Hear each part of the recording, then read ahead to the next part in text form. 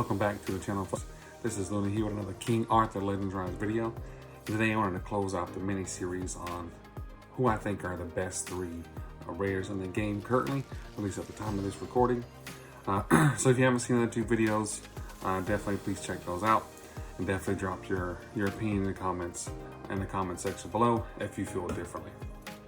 But we're going to jump right into it, not to make this a long video, but to me, hands down, Terran is the best raider in the game, right? She has utility in basically everywhere in this game.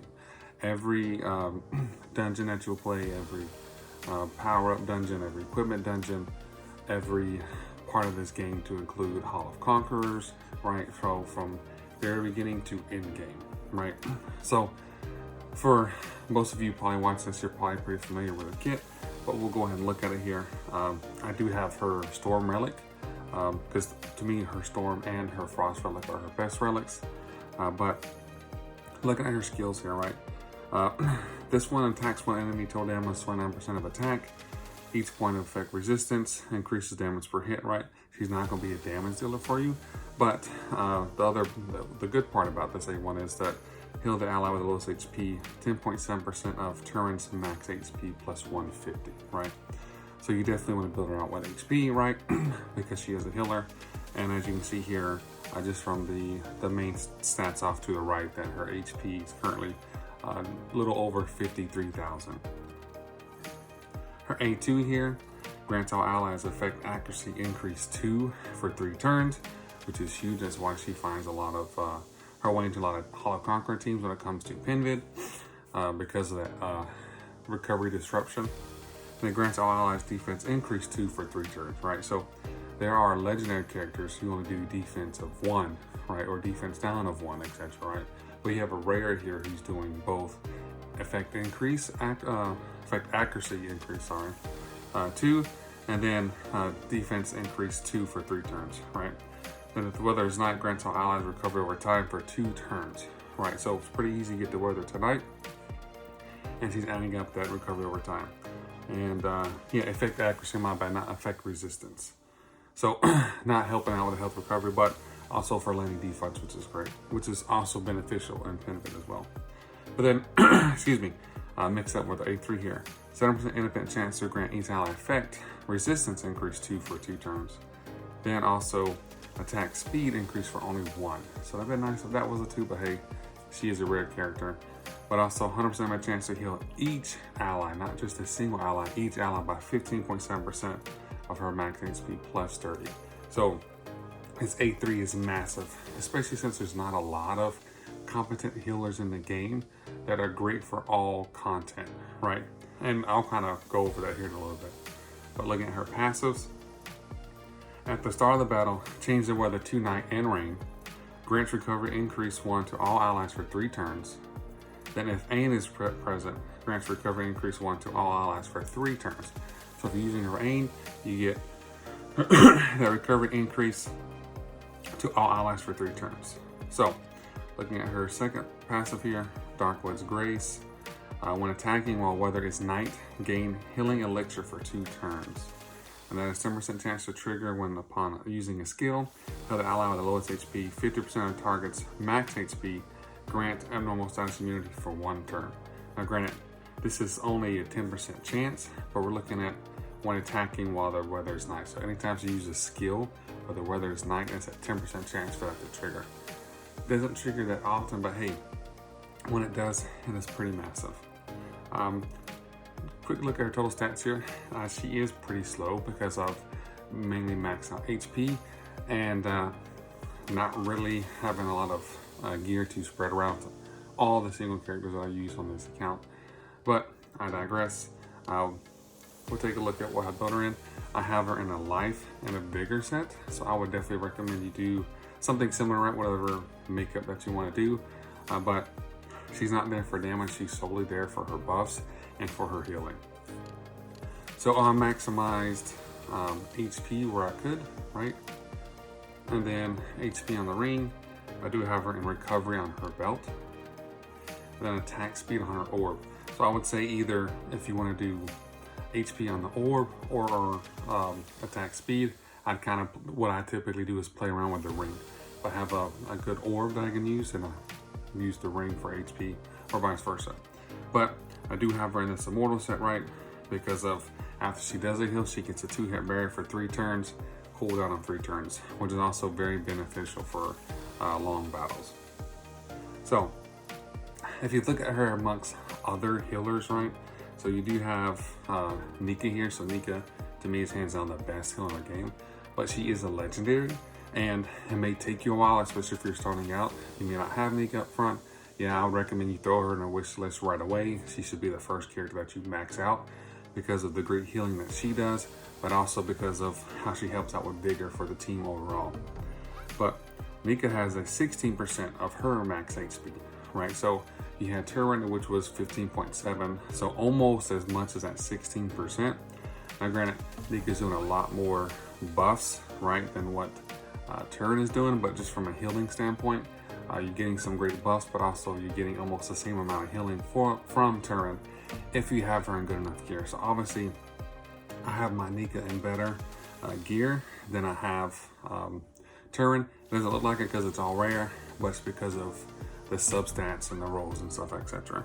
But excuse me, if you don't have Nika, you have Vivian. So Vivian is good when it comes to like blazing Gorgos or just Gorgos in general, where we're talking about damage over time, because she can convert those dots to recovery over time, and she does have or she can attack and do a little bit of healing right on her A3. But outside of the dots, when it comes to blazing Gorgos, Vivian is not reused pretty much anywhere unless you're using her, you know, for like favorite dungeon as an example. So I would say Turin is a much better healer than Vivian because of Vivian's like kind of single use case there. So you do have Sarah, which is another rare, but she's primarily used because of her A1, because of when she uses, what is it, this one? Yeah.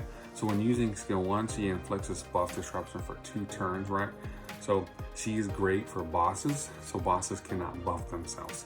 But she's not really used for her healing. She is not bad. She does have an 8.9, right?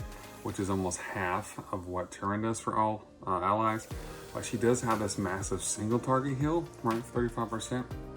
So I would say if you don't have Turin, you can definitely use Sarah, right? Because she can help you stay alive.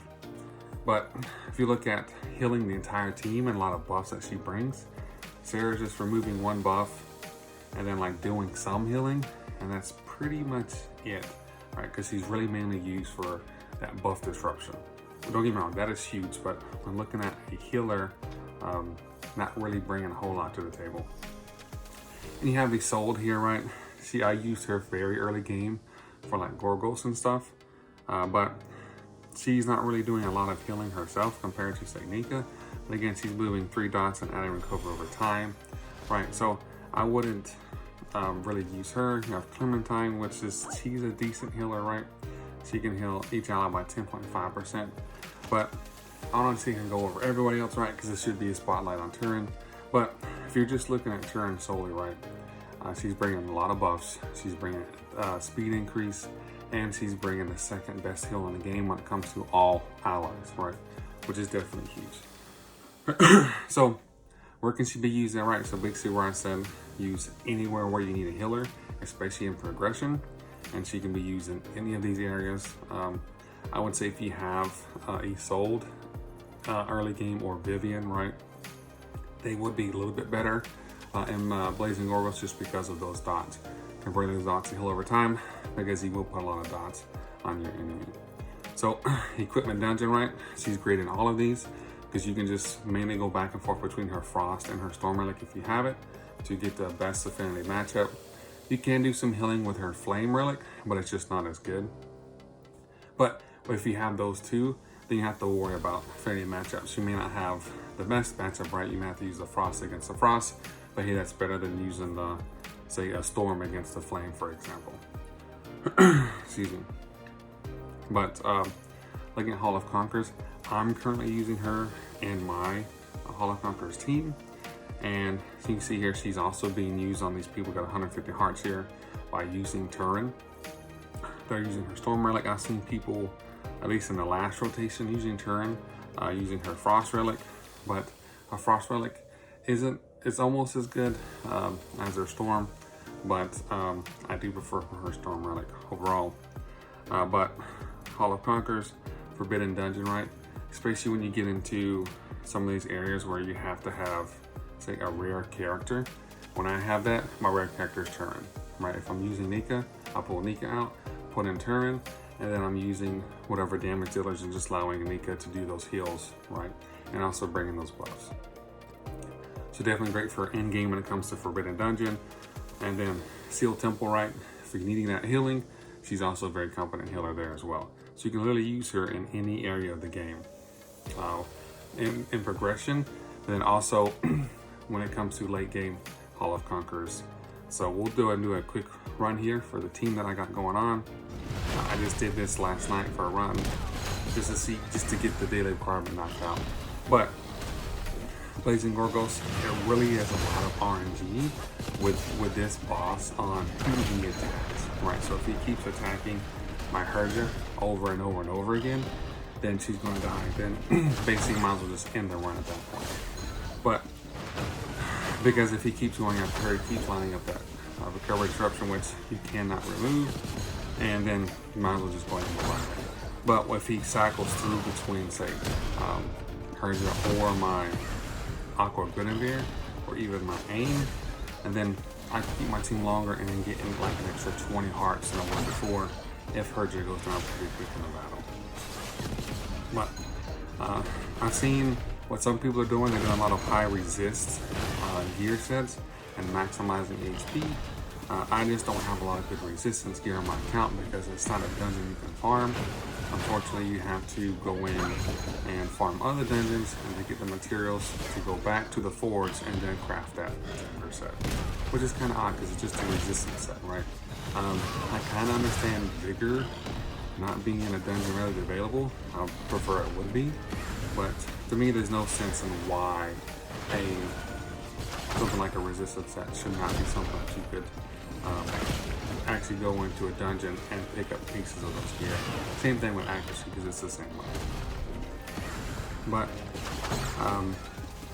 we'll do a quick look at how much she's bringing healing here when the A3 comes around. So looking at almost 21,000 on the heals. That's pretty insane. So I know I'm definitely not going to break the record because, like I said, with Blazing Pinvin going straight after Herja over and over again and keeping up the health recovery disruption. Can't talk today. But yeah, so it looks like again he keeps going after Aqua Guinevere here. That's kind of what he does. I would say the RNG with this boss, it seems like it's much better than the other bosses, and that he's going after your damage dealers right away. So I don't know what the makeup is behind that, but that is kind of annoying. To me, the most annoying thing with Pinvid is just the amount of RNG. Even when it was a different rotation and it was a Storm Pinvid and I was using my Arthur, it was anywhere from 30 hearts to almost 50 hearts difference per run. And it's solely RNG. And to me, I get some RNG, but to say you can have a 20 heart swing is kind of ridiculous. But I digress. And it looks like my screen is freezing up here. Awesome. Well, we'll go ahead and end the video there. And thanks for watching to the end. And please let me know what are your thoughts and what are your feelings on who do you think the best rares are in the game. And like I said in a previous video, I'll be looking at some of the best rare specialists, right, to use. So I do like the top 3 specialist rares in the game, and that you should definitely invest in them because some of these characters can also be used when it comes to the end game. But that's all I have for you guys today. Thanks for stopping by.